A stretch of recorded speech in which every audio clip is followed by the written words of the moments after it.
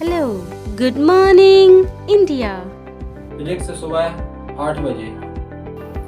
Geography class सुबह 9 बजे। MPG की क्लास शाम 5 बजे। स्टैटिक जीके शाम 6 बजे। रीजनिंग क्लास शाम 7 बजे। साइंस क्लास शाम 8 बजे। Sunday to Saturday back to back classes. Live from studio. तो आज ही बुंदेलखंड क्लासेस को सब्सक्राइब करें। Hi friends, welcome to classes में आपका स्वागत। जैसे दोस्तों आपको पता ही होगा कब कितनी क्लास 8 बजे चलती है, तो हम आशा करते हैं तो आप लोग कितनी क्लास देखते होंगे, ठीक है। और जो एसएससी जीडी के और एमपी प्लस के बैच चल रहे हैं तो आप लोग उसको ज्वाइन करिएगा। वो आपको निःशुल्क बैच दिए जाए, इसमें कोई आपको फीस वीस नहीं देना है, वो आपको बिल्कुल निःशुल्क बैच, ठीक है। तो आपके लिए बहुत फायदेमंद बैच चल रहे हैं, तो आप लोग इस बैच का आनंद लें, ठीक है। और जो 1000 क्वेश्चन की सीरीज चल रही है तो इसको भी आप लोग देखिएगा, ठीक है। वो आपको बहुत बहुत फ़ायदा देने वाली है, ठीक है। जैसे पहले क्वेश्चन स्टार्ट करते हैं तो पहला क्वेश्चन क्या कहता है, तो पहला क्वेश्चन कहता है दोस्तों, पहले क्वेश्चन के बारे में बात करते हैं।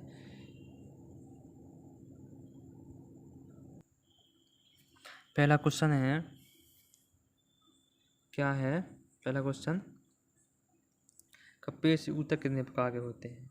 दोस्तों आपको बता दिया गया था, जो आपको पता नहीं है ऊतक क्या है, जो ऊतक के बारे में जानने की कोशिश कर रहे हैं या ऊतक पढ़ना चाहते हैं, तो वो पहली जो वीडियो कल वाली वीडियो है ना, हमने उसको बहुत शानदार तरीके से ऊतक के बारे में बताया है और भी बहुत जानकारी दी है उसके ऊतक के बारे में। तो हम आशा करते हैं आप लोग वह पहले वाला वीडियो देखिएगा। उससे क्या होगा, आप लोग बिल्कुल बेसिक से ऊतक के बारे में समझा, जब आपको पता चलेगा ऊतक क्या है। तो इसमें दोस्तों बता तो देंगे कि इसमें ऊतक क्या है, दोस्तों आपको बिल्कुल शानदार तरीक़ा से हमने पहले वाला वीडियो में बताया, ठीक है। इसमें क्या होता है दोस्तों, आप लोग अभी आए हो नए नए, जो पहले के बच्चे संपर्क में हैं उनका दोस्तों थोड़ा टाइम बर्बाद होता है, ठीक है। तो हम इसको बताएंगे दे दोस्तों, इसलिए हम आपसे कहते हैं क्लास में प्रतिदिन आइएगा और इसको क्लास के बारे में हर एक एक चीज़ के बारे में समझाते हैं आप लोगों के लिए, तो इसलिए कहते हैं आप लोग प्रतिदिन आइएगा, ठीक है। जैसे आज का क्वेश्चन क्या है, कप्पे से ऊतक कितने प्रकार के होते हैं। दोस्तों जो ऊतक होते हैं, ऊतक के बारे में बता रहे हैं, तो ऊतक होते हैं, ऊतक 2 प्रकार के होते हैं। कितने ऊतक होते हैं, 2 प्रकार के होते हैं। एक विभज्योतक ऊतक होता है, एक स्थायी ऊतक होता है। विभज्योतक ऊतक भी 3 प्रकार के होते हैं, सीसत, पेशी और दोस्तों सीसत, पाश और अंतःपेशी, 3 प्रकार के विभज्योतक ऊतक होते हैं। अब हमने इसके बारे में आपको पहले वाला वीडियो बताया है, तो उसमें देखिए। और जो स्थायी ऊतक होते हैं, वह स्थायी ऊतक भी 2 प्रकार के होते हैं, एक सिंपल ऊतक होते हैं, एक कॉम्प्लेक्स ऊतक होते हैं। जो सिंपल ऊतक होते हैं वह 3 प्रकार के होते हैं। कितने प्रकार के, वह भी 3 प्रकार के होते हैं। वह कौन कौन होते हैं, जैसे पेरेन्काइमा होगा, कोलेनकाइमा होगा, क्या कोलेनकाइमा होगा, स्क्लेनकाइमा होगा दोस्तों। तो यह सेल ऊतक के का है। अब इन्हें पेरेन्काइमा को वह भी नाम से जाना जाता है, जैसे वो कहा जाता है मृदु ऊतक, किसको, पेरेन्काइमा को, स्थूल ऊतक कोलेनकाइमा को, और जो स्क्लेनिक ऊतक है उसको दृढ़ ऊतक। अब इनका काम क्या रहता है, काम रहता है जैसे मृदु ऊतक का काम क्या रहता है, भोजन का संग्रहण करना। कोलेनकाइमा या इसी को कहा जाता है स्थूल ऊतक को काम रहता है लचीलापन। जो स्क्लेकाइमा है या इसी को दृढ़ ऊतक कहा जाता है, इसका काम रहता है मजबूती, ठीक है। और आपका इस क्वेश्चन के बारे में आंसर बता दें क्या होगा, तो इसका करेक्ट आंसर होगा ऑप्शन नंबर बी, यानी 3 प्रकार के ऊतक होते हैं, ठीक है। कितने प्रकार के होते हैं, जो पेशी ऊतक होते हैं वह 3 प्रकार के होते हैं, ठीक है। ऑप्शन नंबर क्या होगा, बी करेक्ट इसका आंसर होने वाला परम सत्य आंसर है, ठीक है। क्वेश्चन नंबर सेकंड के बारे में बात करते हैं। सेकंड क्या कह रहा है, निम्नलिखित में से संयोजी ऊतक नहीं है। दोस्तों आप लोग बताइएगा, निम्नलिखित में से संयोजी ऊतक नहीं है। दोस्तों इन 4 ऑप्शन में से 3 ऑप्शन एक संयोजी ऊतक हैं। 3 ऑप्शन संयोजी ऊतक हैं, एक ऑप्शन संयोजी ऊतक नहीं है। तो आप लोगों को उसको के बारे में बताना है कि सर जी ए नहीं है संयोजी ऊतक। जो तंत्रिका कोशिका है ना दोस्तों, यह संयोजी ऊतक नहीं है। क्या है? यह एक संयोजी ऊतक नहीं है, तंत्रिका कोशिका है। लेकिन दोस्तों एक उपास्थि, अस्थि, जो रक्त, ये तीनों एक क्या है? तीनों एक संयोजी ऊतक होने वाले हैं। ठीक है। इसके बाद नेक्स्ट क्वेश्चन के बारे में बात करते हैं। नेक्स्ट क्वेश्चन क्या है कि डॉट डॉट डॉट ऊतक के प्रकार ग्रंथियाँ बनाते हैं। दोस्तों जो ऊतक होते हैं कितने प्रकार की ग्रंथियाँ बनाते हैं, तो आप लोग बताइएगा। डॉट ऊतक की ग्रंथियाँ बनाते हैं, तो इसका करेक्ट आंसर होगा ऑप्शन नंबर बी करेक्ट होगा, एपिथेलियन। क्या? एपिथेलियन जो ऊतक है ना, ये ग्रंथियाँ बनाते हैं। ठीक है। इसके बाद दोस्तों आपसे पूछा जाए कि संयोजी ऊतक कौन कौन होते हैं, तो आप लोग कमेंट बॉक्स में बताइएगा संयोजी ऊतक वह कितने प्रकार के होते हैं। ठीक है। इसके बाद नेक्स्ट क्वेश्चन है। नेक्स्ट क्वेश्चन के बारे में बताएं का जो हिस्टामिन स्रावक कोशिकाएं कहाँ पाई जाती हैं। जो हिस्टामिन जो कोशिकाएं पाई जाती हैं वह कहाँ पर पाई जाती हैं, तो जो हिस्टामिन कोशिकाएं पाई जाती हैं वह पाई जाती हैं संयोजी ऊतकों में। कितने? संयोजी ऊतकों में पाई जाती हैं हिस्टामिन कोशिकाएं। ठीक है। अब जो संयोजी ऊतक कौन कौन होते हैं, तो आप लोग बताइए कौन कौन से संयोजी ऊतक होते हैं, फिर हम आपको बता रहे हैं कि कौन कौन से होते हैं। आप लोग कमेंट बॉक्स में बताइए। ठीक है। इसके बाद नेक्स्ट क्वेश्चन है। क्वेश्चन नंबर नेक्स्ट है कि ऊतक ग्रंथियाँ का निर्माण करते हैं। दोस्तों जो ऊतक होते हैं वो ऊतक ग्रंथियों का निर्माण करते हैं। अब वो कौन से करते हैं, तो इसका करेक्ट आंसर होगा वाहिका। Option number B correct answer होगा वाहिका। क्या? ऑप्शन नंबर एक परम सत्य आंसर होने वाला है। तो दोस्तों वीडियो पसंद आया हो तो लाइक करें, शेयर करें, बुंदेलखंड क्लासेस सब्सक्राइब करें। ठीक है दोस्तों। और हमारे बुंदेलखंड क्लासेस का एक ही संकल्प है, एक ही टारगेट है कि हर शहर तक, हर गांव तक शिक्षा पहुंचाना एक ही टारगेट है। तो आप लोग दोस्तों इसमें कुछ मदद करिएगा, और मदद क्या करना है दोस्तों को, ज़्यादातर दोस्तों को शेयर करना है। ठीक है। इसमें कोई हम आपसे पैसे वैसे नहीं ले रहे हैं, ना कोई सिल्क मिल्क ले हैं, बस हमसे यही आपसे रिक्वेस्ट कर रहे हैं कि आप लोग ज़्यादातर वीडियो को शेयर करिएगा। ठीक है। इसका करेक्ट आंसर होगा option number B correct answer होने वाला है। इसके बाद नेक्स्ट क्वेश्चन है। नेक्स्ट क्वेश्चन क्या है कि जो फिल्म के अतिरिक्त निम्नलिखित में से अन्य सभी से मिलकर बना है। दोस्तों जो फिल्म के अतिरिक्त है ना, तो जो में से अन्य सभी से मिलकर बना है, इसका क्या आंसर होगा? इसका करेक्ट आंसर होगा दोस्तों, आप लोग बताइए क्या आंसर होने वाला है। तो इसका करेक्ट आंसर होगा फिल्म वाहिका। जो फिल्म वाहिका होती हैं इसके अतिरिक्त भी अन्य सभी से मिलकर बना है। क्या? कैसे? फिल्म के अतिरिक्त भी जो अन्य सभी से मिलकर बना है जो फिल्म वाहिका है। इसका correct answer option number B. Question number next के बारे में बात करते हैं। निम्नलिखित में से कौन सा एक संयोजी ऊतक है। दोस्तों निम्न में से कौन सा एक संयोजी ऊतक है। संयोजी ऊतक के बारे में हमने आपको बता दिया गया है क्या है क्या नहीं है, ऊतक का काम क्या रहता है। ऊतक का दोस्तों काम रहता है सिंपल सी भाषा में जो समान कार्य करने वाली कोशिकाओं को ऊतक कहा जाता है। अब ऊतक है इन 4 ऑप्शन में से संवहनी मंडल, त्वचा, हड्डी और ऊतक की छाल। अब 4 ऑप्शन में से कौन सा एक संयोजी ऊतक है, तो दोस्तों यह संयोजी ऊतक हड्डी है। वो आपको कल ही बता दिया गया था कि हड्डी क्या है, तो हड्डी एक संयोजी ऊतक है।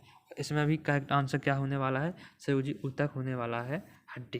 इसके बाद नेक्स्ट क्वेश्चन है। क्वेश्चन नंबर नेक्स्ट है कि त्वचा के नीचे और आंतरिक अंगों के बीच उत्पन्न है। दोस्तों जो त्वचा के नीचे और आंतरिक अंगों के बीच उत्पन्न है क्या है, इसका करेक्ट आंसर होगा मूसल। मूसल दोस्तों आप लोग बताइए कमेंट बॉक्स में यह मूसल क्या है। ठीक है। इसके बाद नेक्स्ट क्वेश्चन है रक्त क्या है। रक्त क्या है, तो रक्त एक संयोजी ऊतक है। क्या है? रक्त एक संयोजी ऊतक है। आपसे पूछा जाएगा रक्त का पीएच मान कितना होता है। पीएच मान इसका होता है 7.4 होता है। क्या होता है? 7.4 रक्त होता है। और स्वस्थ मनुष्य में 5 से 6 लीटर रक्त पाया जाता है। क्या पाया जाता है? 5 से 6 लीटर रक्त पाया जाता है। रक्त में हीमोग्लोबिन पाया जाता है। क्या? हीमोग्लोबिन पाया जाता है। आप लोग बताइएगा जो हीमोग्लोबिन में कौन सी धातु पाई जाती है, तो इसमें पाई जाती है आयरन धातु पाई जाती है। ठीक है, आपसे पूछा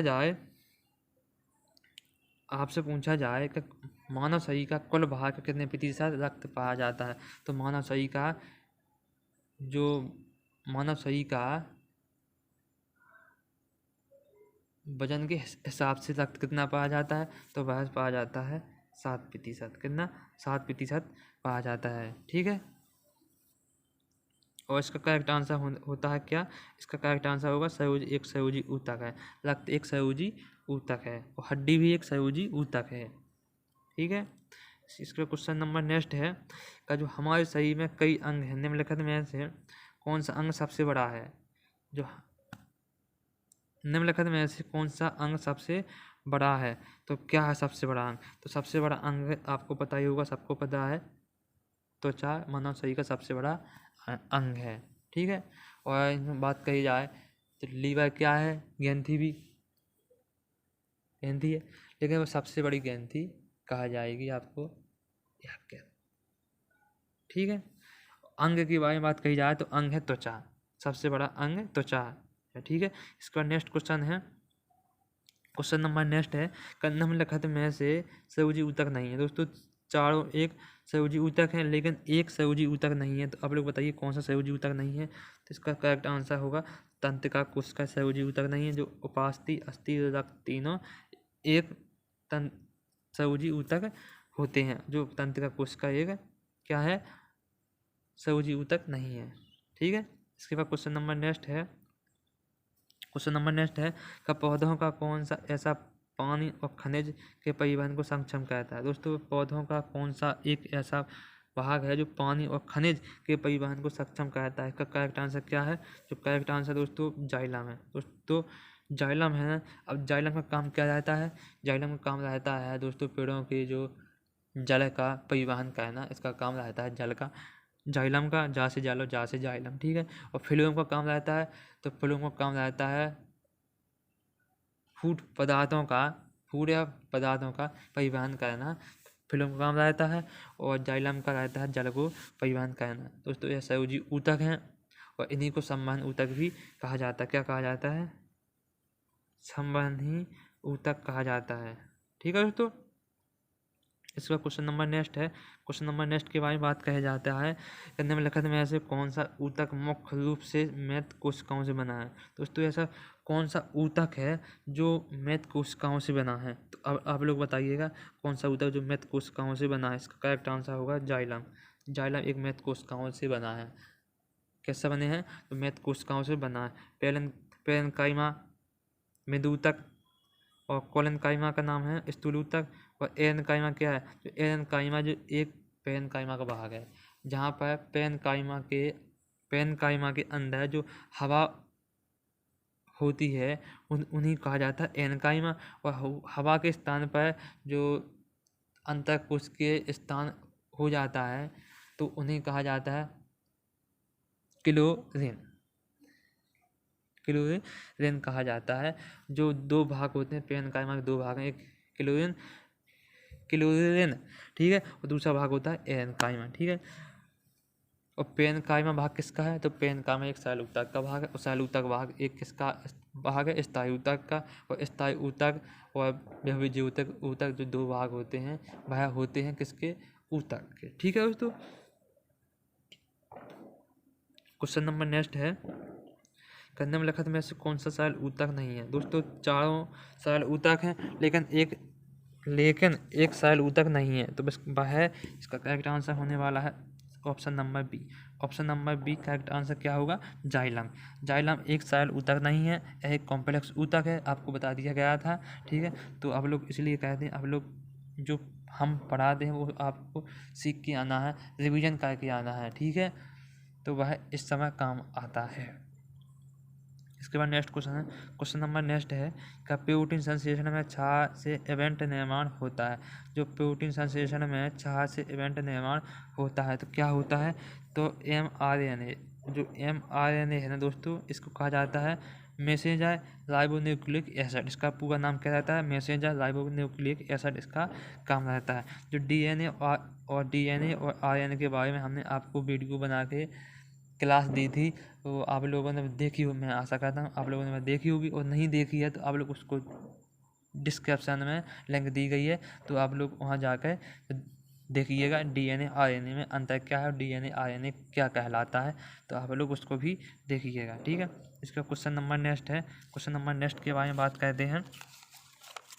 तो क्वेश्चन नंबर नेक्स्ट है दोस्तों, प्रजनन के दौरान मूल का एक निर्माण करना होता है। तो दोस्तों जब प्रजनन होता है तो इसका मूल का कौन सा निर्माण होता है, तो इसका निर्माण होता है डीएनए। क्या होता है? डीएनए, जिसका नाम रहता है डाइऑक्सी न्यूक्लिक एसिड, इसका नाम रहता है, और राइबो न्यूक्लिक एसिड इसका आरएनए का नाम रहता है, और mRNA का नाम रहता है मैसेंजर राइबो न्यूक्लिक एसिड, इसका mRNA का नाम रहता है। अब हम आपसे पूछते हैं का RNA का नाम क्या रहता है, फुल फॉर्म, इसका नाम फुल फॉर्म होता है कि नहीं होता है? तो होता है तो बताइएगा, नहीं होता है तो आप लोग मना कीजिए, इसका नहीं होता तो हम बताएंगे कि इसका होता है कि नहीं होता है, वो कमेंट बॉक्स में आपको देना है इसका आंसर।